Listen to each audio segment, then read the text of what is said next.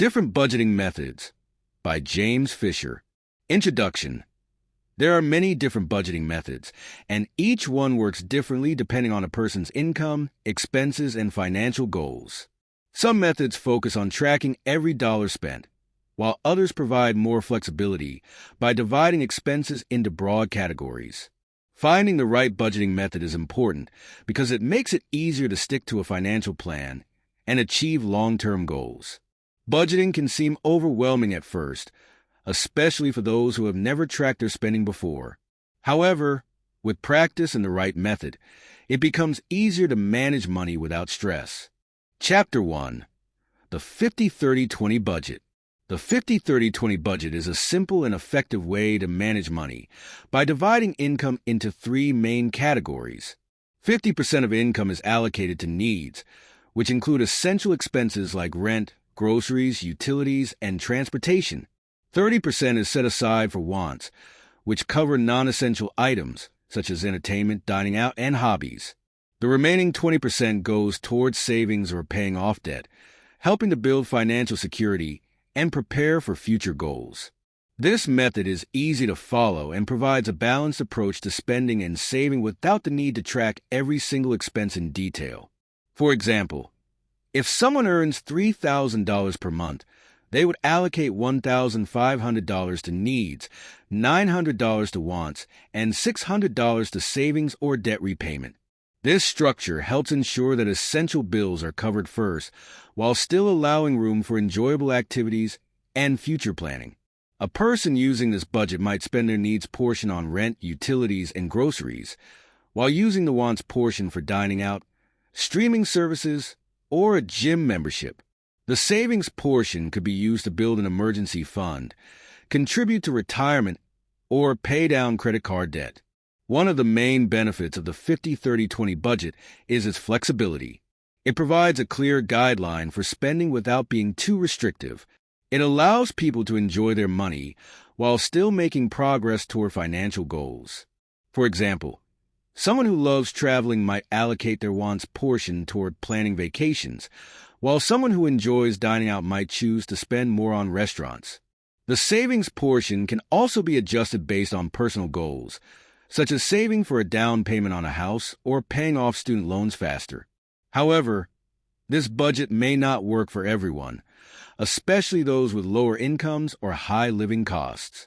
In some cases, needs might take up more than 50% of income, leaving less room for wants and savings. For example, someone living in an expensive city might find that rent alone takes up a large portion of their budget. In such cases, adjustments may be necessary, such as reducing spending on wants or finding ways to increase income.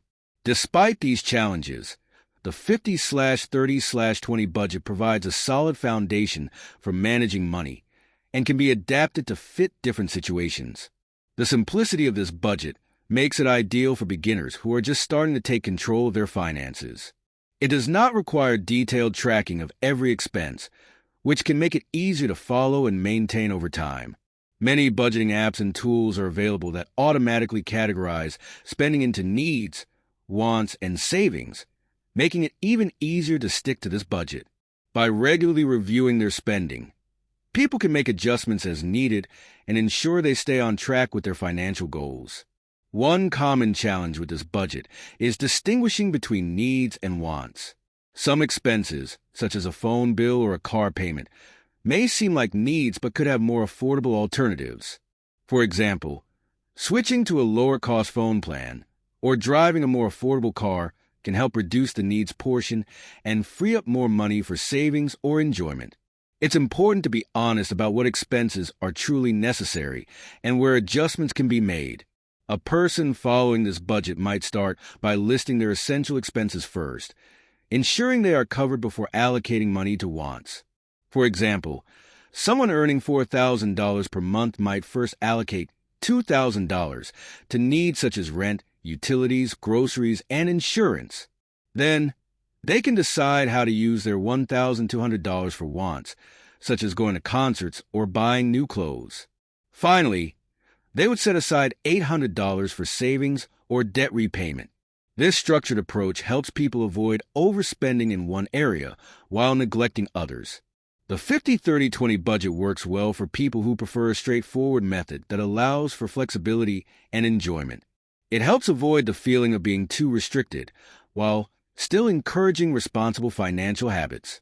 Over time, as financial goals change, the percentages can be adjusted to reflect new priorities. For example, someone who wants to save more aggressively for retirement might shift to a 40-30-30 split, allocating more to savings while cutting back on wants.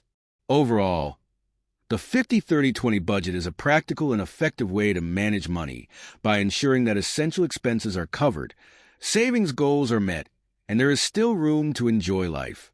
Whether someone is new to budgeting or looking for a simple plan to follow, this method provides a solid framework for achieving financial stability and long-term success. Chapter 2. The Zero-Based Budget. The zero-based budget is a method that ensures every dollar of income is assigned a purpose. The idea is simple. Income minus expenses should equal zero at the end of each month.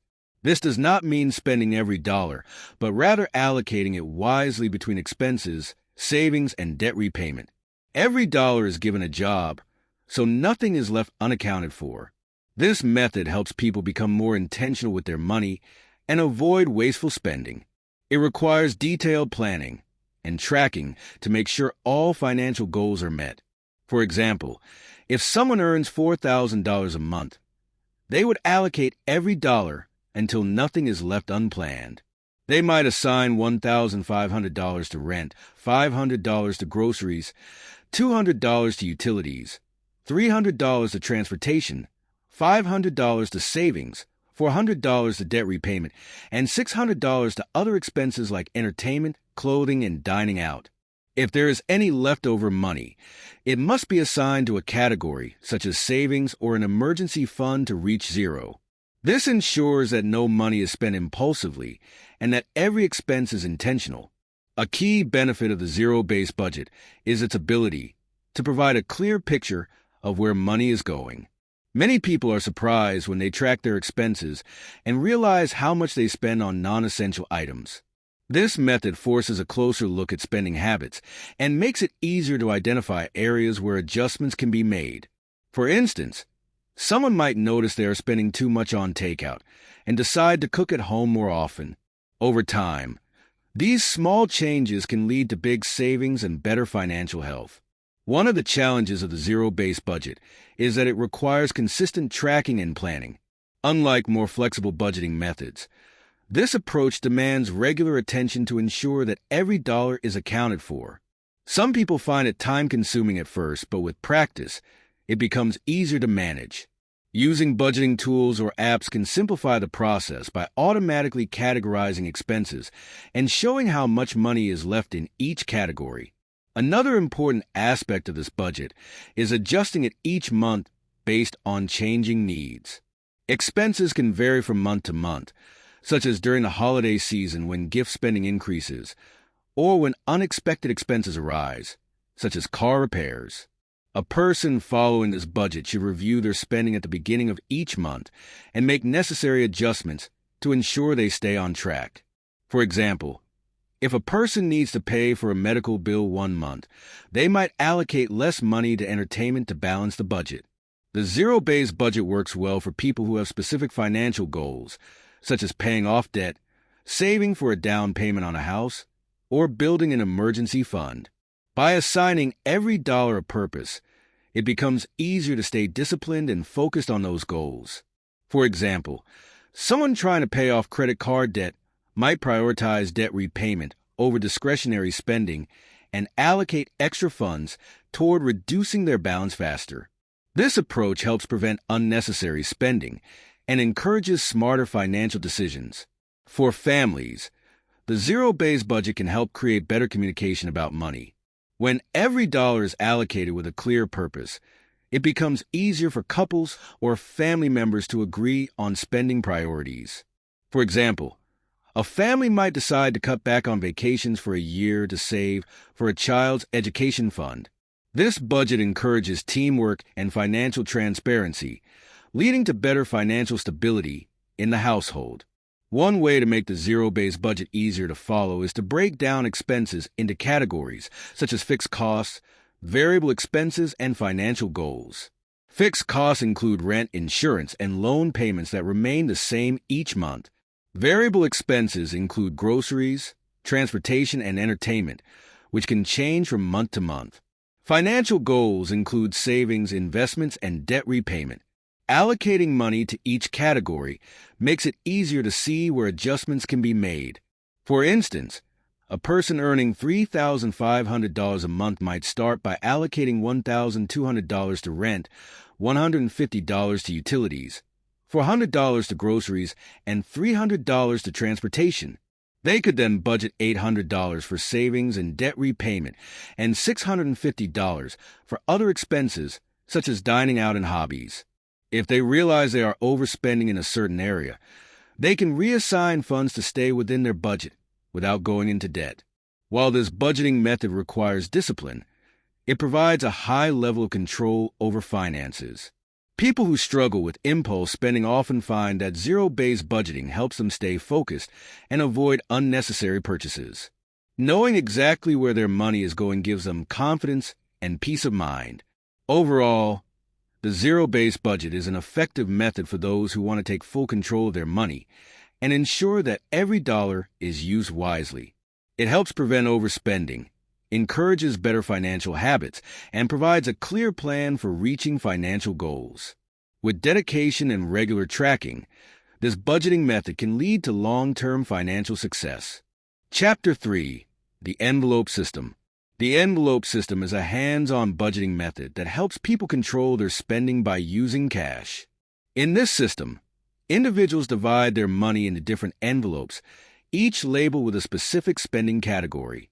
Once the money in an envelope is gone, no more money is available for that category until the next budgeting period. This method is especially useful for people who struggle with overspending on non-essential items like dining out, entertainment, or shopping. By using cash for certain expenses, it creates a physical limit to spending, making it easier to stay on track with a budget.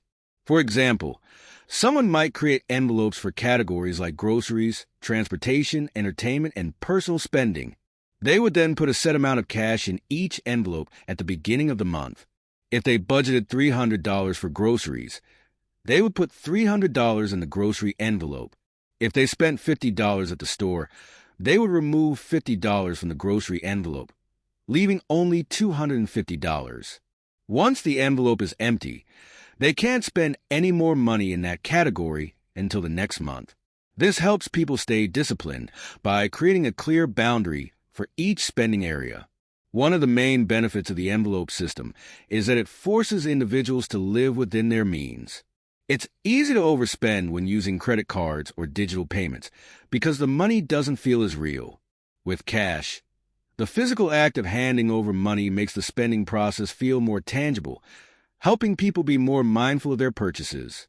If someone is using the envelope system for groceries and has $50 left in the envelope at the end of the month, they can either choose to save it or roll it over into the next month's budget. This encourages better decision-making and prevents impulse buying.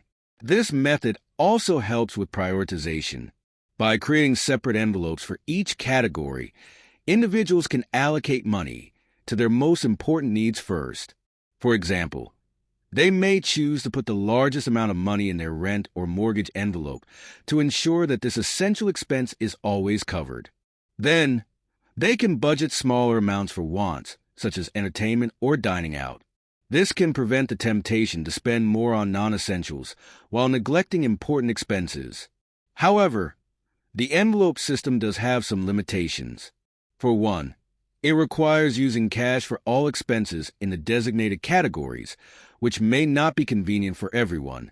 In today's digital world, most people rely on debit or credit cards for purchases, and it can be difficult to switch to cash-only spending for certain categories. Some people may also feel that using cash is too restrictive, especially if they don't have easy access to ATMs or if they live in an area that doesn't accept cash for some transactions. To make the envelope system more practical, some people use digital envelopes through budgeting apps.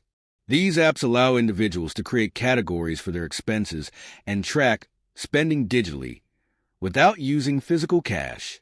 For example, someone using a digital envelope system might allocate $200 for groceries and track their spending through an app. When the budget for groceries is exhausted, the app will notify them, helping to prevent overspending. This digital approach offers the benefits of the envelope system with the added convenience of modern payment methods. The envelope system is particularly effective for people who struggle with variable or unpredictable spending habits. For instance, if someone tends to overspend on dining out, they might set a strict budget for food-related expenses and use the envelope system to limit how much they can spend.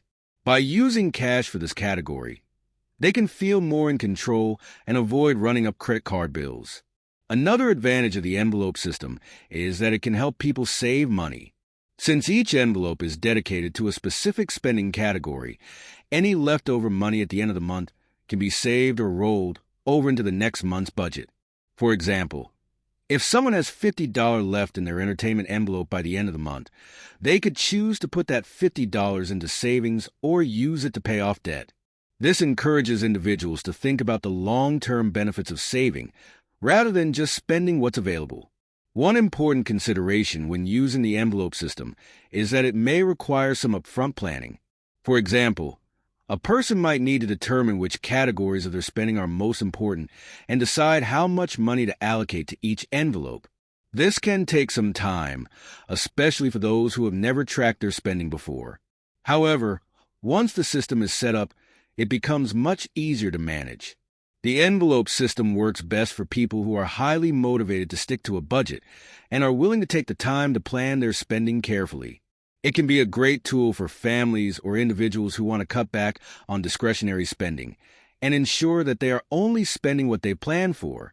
By creating boundaries for each category, the envelope system helps people stay within their financial limits and avoid falling into debt. Overall, the envelope system is an effective budgeting method for those who want to take a hands-on approach to managing their finances. It helps control spending, encourages prioritization, and offers a clear limit on how much can be spent in each category. Whether using physical envelopes or digital ones, this method helps individuals make smarter spending choices and avoid impulsive purchases, leading to better financial habits and more savings over time. Chapter 4. The 80-20 Budget. The 80-20 budget is a simple and straightforward approach that allocates 80% of your income toward living expenses and discretionary spending, while the remaining 20% is dedicated to savings and financial goals. This method works well for people who want a basic, easy-to-follow budget without getting into too much detail. It provides a clear breakdown of how money should be spent, helping people ensure that they are saving enough without feeling too restricted in their day-to-day spending. For example, if someone earns $2,500 per month, they would allocate $2,000, 80%, toward living expenses, such as rent, utilities, groceries, and entertainment. The remaining $500, 20%, would be set aside for savings, debt repayment, or other financial goals. The beauty of the 80-20 budget is that it offers flexibility. People can decide how to divide the 80% between needs and wants, depending on their priorities. If someone's rent is high, they might allocate more of the 80% to living expenses and less to discretionary spending, while others might choose to spend more on entertainment or leisure activities. One of the main benefits of the 80-20 budget is its simplicity. Unlike more detailed budgeting methods that require tracking every dollar, this system provides a high-level overview that can be easier to manage for those who prefer a less rigid approach. It helps ensure that savings are prioritized, while still allowing for the freedom to enjoy life's pleasures. This budget works well for people who want to maintain a balance between enjoying their income and building financial security for the future. For example, someone using the 80-20 budget might spend the 80% of their income on necessities, such as rent, utilities, transportation, and groceries, along with some fun activities like dining out or going to the movies. After covering these expenses, they would set aside the 20% for future goals. The savings could go into an emergency fund, a retirement account, or be used to pay off high-interest debt. This method helps people feel less restricted because they still have a portion of their income to spend as they wish. This approach is particularly useful for people who want to start saving but struggle to find the discipline to cut back on their spending. By automatically setting aside 20% for savings, individuals are forced to prioritize their financial future. It's a simple way to make sure that saving becomes a habit rather than an afterthought. Even if someone has a small income, committing to saving 20% can still help build an emergency fund, contribute to retirement savings, or pay down debts. Over time, those savings add up and help improve financial security. However, the 80-20 budget may not be suitable for everyone. If a person's living expenses are high, they may find it difficult to allocate 80% of their income toward needs and wants while still saving 20%. For example, someone living in an expensive city might have little room in their budget for discretionary spending, which could make the 80-20 split feel unbalanced. In such cases, adjustments can be made, like reducing discretionary spending or finding ways to cut down on costs. Some people may also find that 20% isn't enough to reach their financial goals as quickly as they would like, in which case they might consider increasing their savings percentage to 25% or 30%. One advantage of the 80-20 budget is that it gives people the flexibility to choose how they spend their 80% without feeling guilty. For example, if someone enjoys going out to eat, they can allocate part of the 80% to dining out without feeling bad about it. This flexibility helps people stick to their budget because they don't feel overly restricted. Instead, they can enjoy their money while still making sure they save for the future. To make the 80-20 budget work, it's helpful to start by identifying fixed and variable expenses. Fixed expenses are those that remain the same each month, such as rent, mortgage, or insurance, while variable expenses can change, like groceries, entertainment, and transportation. Once these expenses are identified, individuals can set aside 80% of their income for them. After paying for these expenses, the remaining 20% should be directed towards savings or paying down debt. For example, someone who earns $3,000 a month might allocate $2,400, 80%, to living expenses, including rent, utilities, groceries, and transportation. The remaining $600, 20%, could be used for savings, debt repayment, or investments. If they want to save for a vacation, for example, the 20% could go into a vacation fund. If they are working on paying off credit card debt, that 20% could go toward reducing the balance faster. One potential drawback of the 80-20 budget is that it doesn't offer as much detailed guidance on how to handle irregular expenses or plan for unexpected costs. Since it is a more flexible approach, it may require some additional planning for things like car repairs, medical bills, or holiday shopping. It's important to set aside additional savings or an emergency fund to cover these unexpected costs without disrupting the 80-20 balance. Overall, the 80-20 budget is a great option for people who want a simple, straightforward way to manage their money while still prioritizing savings. It provides a balance between spending and saving, and it can be adjusted as needed to fit individual circumstances. Whether someone is just starting to save or wants to maintain a comfortable lifestyle without sacrificing their financial goals, the 80-20 budget is an easy method that can lead to long-term financial success. Chapter 5. The Pay Yourself First Budget. The Pay Yourself First, PYF, budgeting method is based on the idea that your savings and financial goals should come before anything else. Instead of waiting to save whatever money is left after spending on bills and discretionary items, you prioritize saving first, then use the remaining money for your expenses. This method encourages people to set aside a portion of their income for savings or debt repayment as soon as they receive their paycheck, ensuring that their financial future is prioritized over day-to-day spending. For example, if someone earns $2,000 per month, they would first allocate a set percentage or amount of that income towards savings or paying down debt. Let's say they decide to put 20% into their savings. That would be $400 immediately taken off the top. The remaining $1,600 would then be used to cover necessary expenses like rent, utilities, groceries, and other living costs. This approach ensures that savings are never neglected, and it forces individuals to manage the rest of their spending with what's left. One of the main benefits of the Pay Yourself First method is that it ensures you are always putting money away for the future, no matter what. Many people struggle with saving because they wait to see how much is left over at the end of the month, which often leads to no savings at all. With the PYF method, saving becomes a habit and a priority, making it easier to build wealth over time. For instance, someone might use this method to save for a down payment on a house, build an emergency fund, or contribute to retirement. If they are putting 20% of their income towards savings each month, over time, this will add up and bring them closer to their financial goals. Saving first also makes it easier to avoid living paycheck to paycheck because there's less temptation to spend money on non-essential items when the savings are already taken care of. Another advantage of the Pay Yourself First method is that it encourages you to be more mindful of your spending. After you've set aside money for savings, you're left with a smaller amount to cover your expenses. This forces you to prioritize and cut back on unnecessary purchases. For example, if you have $1,600 left after saving $400, you might find yourself being more intentional about how you spend that money on things like eating out, entertainment, or shopping. With less discretionary money available, it becomes easier to avoid impulsive purchases and stick to your budget. One of the key aspects of the Pay Yourself First method is that it helps people become less reliant on credit and debt. By saving first and living within the remaining income, individuals are less likely to use credit cards or loans to cover expenses.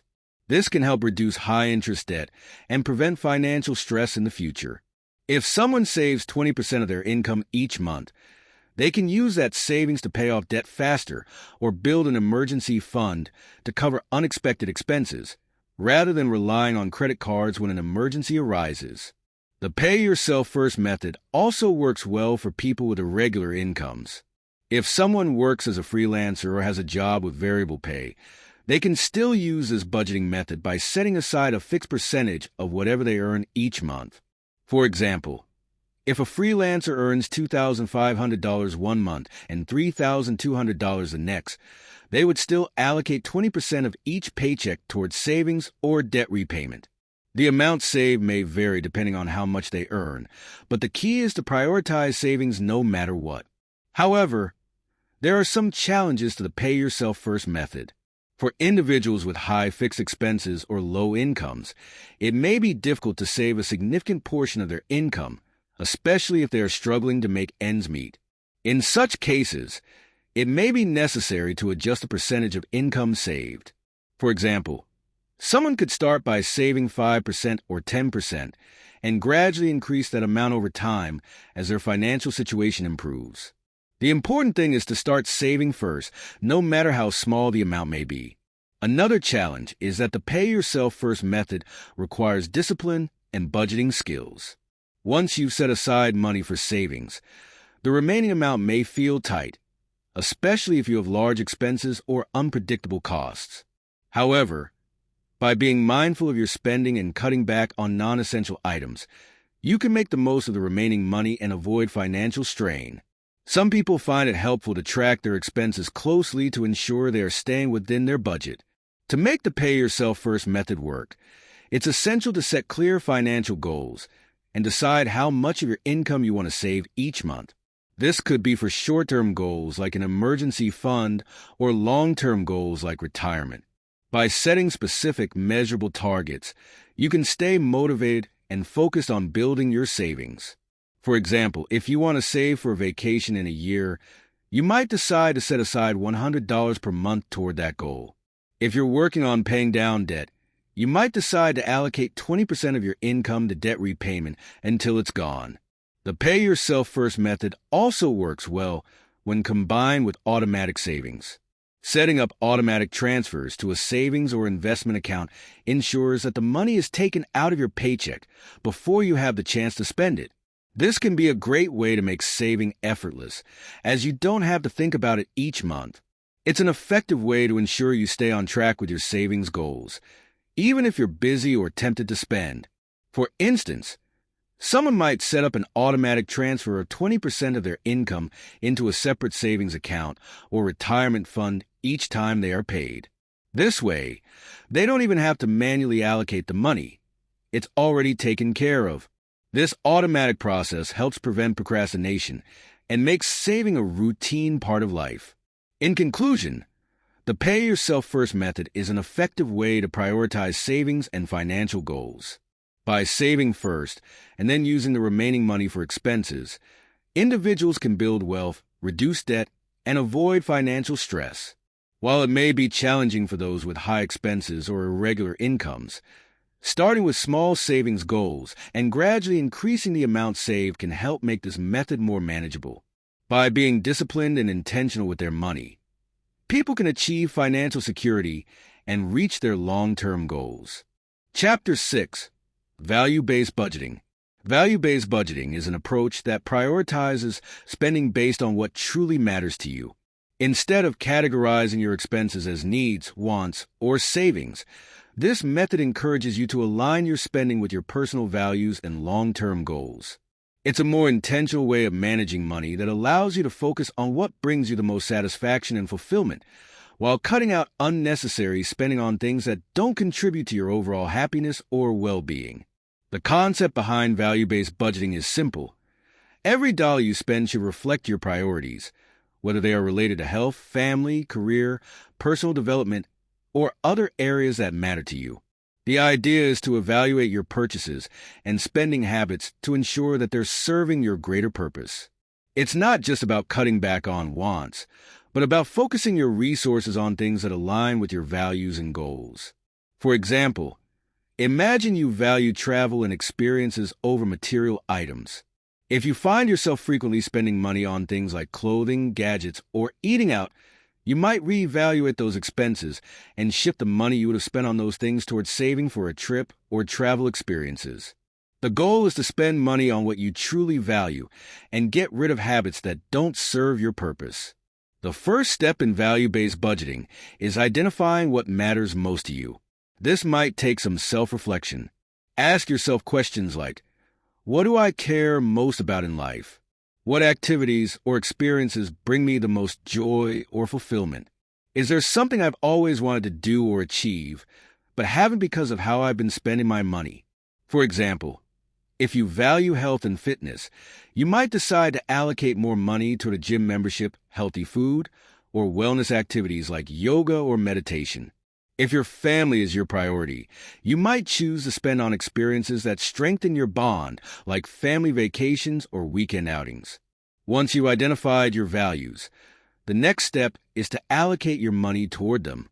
This doesn't mean you spend everything in one area and ignore other parts of your life, but rather that your money should follow your priorities. You might find that you're spending more money on things that aren't important to you, simply out of habit or because it feels easier. By being mindful and intentional about your spending, you'll start to align your purchases with your core values. The beauty of value-based budgeting is its flexibility. There is no strict formula, no percentages, and no rules about how much you should spend on specific categories. This method allows you to create a budget that works for your life and helps you make smarter choices about your money. If you value education, for example, you might allocate a portion of your income toward courses, books, or professional development, even if that means cutting back on other areas of spending.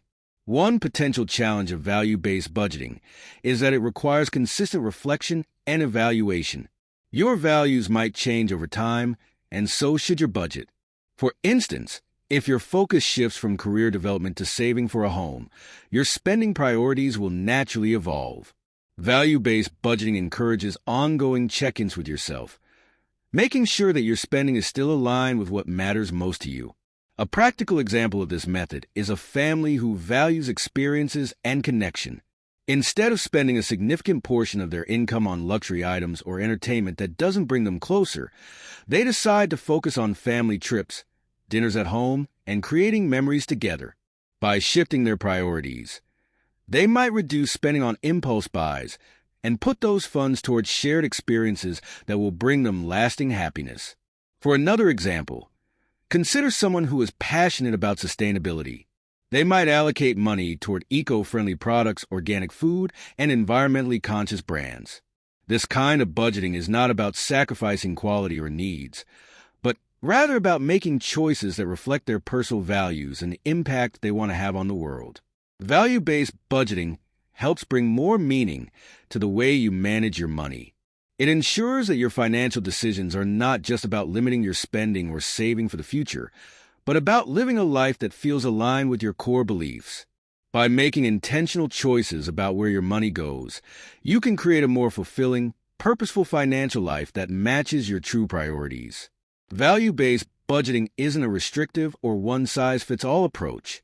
It's about identifying your priorities and ensuring that your spending supports them. With this method, you can spend in a way that aligns with what's most important to you, making each financial decision intentional and meaningful. Chapter 7. The 60% Solution. The 60% Solution is a straightforward budgeting method designed to help people gain control over their finances while simplifying the process. It's based on the idea of dedicating a fixed percentage of your income to essential expenses and saving, with flexibility in how the rest of your income is spent. The method's name comes from the rule that 60% of your income should go toward your must-have expenses, which include things like housing, utilities, transportation, and food. The remaining 40% is divided into discretionary spending, savings, and debt repayment. The core principle of the 60% Solution is that it gives you clear guidelines for where to allocate most of your money, while leaving room for flexibility in how you manage your remaining funds. It's a method that works well for people who want a simpler budgeting system, but still need structure to ensure they don't overspend. To apply the 60% Solution, start by calculating 60% of your monthly income. This is the amount you'll allocate to the essentials, things you can't live without. For example, if your monthly income is $3,000, 60% would be $1,800.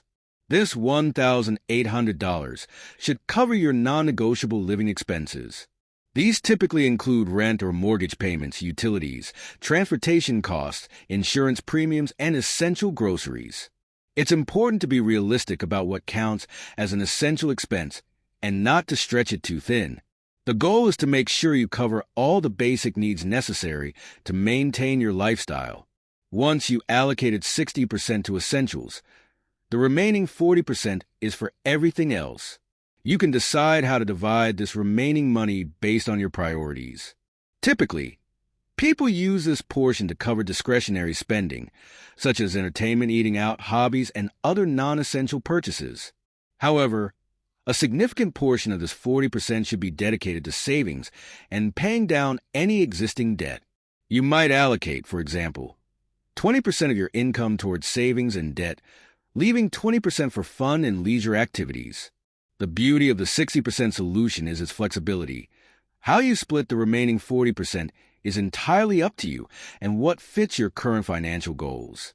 The 60% Solution works well for people who want structure without being bogged down by complicated rules.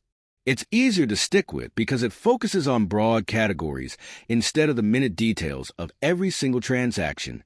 There's no need to track every cup of coffee or purchase because the method sets limits for the larger categories in your life. As long as your essentials stay within that 60% of income and you're using the remaining 40% wisely, you're on track. One of the main benefits of this system is that it removes much of the stress from budgeting. For many people, traditional budgeting can feel restrictive or overwhelming, especially when they need to track every penny. The 60% Solution simplifies this by creating clear boundaries while still allowing for some freedom within the other categories. It's also a great choice for people who are new to budgeting or who find more complex methods intimidating. It provides just enough structure to guide you while leaving enough room for flexibility in your spending. However, the 60% Solution does come with some challenges. If your essential expenses exceed 60% of your income, you may need to adjust your lifestyle or make some tough decisions. This might mean cutting back on rent or transportation costs, renegotiating contracts, or reducing non-essential spending. Some people might find it hard to balance their expenses within the 60% limit, especially if they live in high-cost areas or have significant debt. The system also assumes a certain level of financial stability, as it prioritizes saving and debt repayment within the remaining 40%. If someone is living paycheck to paycheck or has significant financial challenges, this model might not work well unless they make significant changes to their lifestyle or reduce spending. To implement the 60% solution successfully, start by reviewing your monthly income and fixed expenses. List out your essential expenses, including rent, utilities, transportation, food, and insurance, and make sure that total is no more than 60% of your income. Once you've accounted for the essentials, divide the remaining 40% between discretionary spending, savings, and debt repayment, depending on your financial priorities. For example, let's say your monthly income is $4,000. 60% $2,400 for essentials, 40% $1,600 remaining. You might choose to allocate $800 towards savings and paying down debt, and the remaining $800 for entertainment, dining out, and other discretionary expenses. The key is to adjust the percentages to fit your lifestyle and goals. If you want to prioritize saving or paying off debt more aggressively, you might shift more of the remaining 40% toward those categories. The 60% solution isn't about perfection. It's about finding a simple way to manage your money without feeling overwhelmed. It offers a balance between structure and flexibility, making it an attractive option for many people who want to take control of their finances, but don't want to spend hours every month tracking every expense. In conclusion, the 60% solution is a practical and easy-to-follow budgeting method that divides your income into two main categories: 60% for essentials and 40% for everything else, including savings, debt repayment, and discretionary spending. It's perfect for people who want a clear, simple budgeting system with room for flexibility. While it may require some adjustments for those with high living expenses or large amounts of debt, it's a useful tool for those seeking financial peace without the stress of tracking every penny. With its straightforward approach, the 60% solution makes budgeting manageable and allows you to live within your means while still planning for the future. Conclusion: we've explored a variety of budgeting methods, each designed to help you manage your finances more effectively. From simple strategies like the 50/30/20 rule to more detailed approaches like zero-based budgeting and the envelope system, there are countless ways to structure your financial life. The key takeaway is that budgeting is not a one-size-fits-all process. It's a personal tool that should be tailored to meet your individual needs, goals, and circumstances. The budgeting method you choose will depend on your financial objectives, whether it's saving for the future, paying down debt, or gaining better control over your expenses. It's important to reflect on your priorities and select a method that feels manageable and effective for you. The flexibility to adapt your approach over time is one of the great strengths of budgeting. As your financial situation evolves, so too can your budgeting strategy. Ultimately, the goal of budgeting is not just about tracking where your money goes, but creating a plan that supports your financial freedom and future. By committing to a budgeting method that works for you and sticking to it, you're taking proactive steps toward financial security and peace of mind. Remember, it's about progress, not perfection.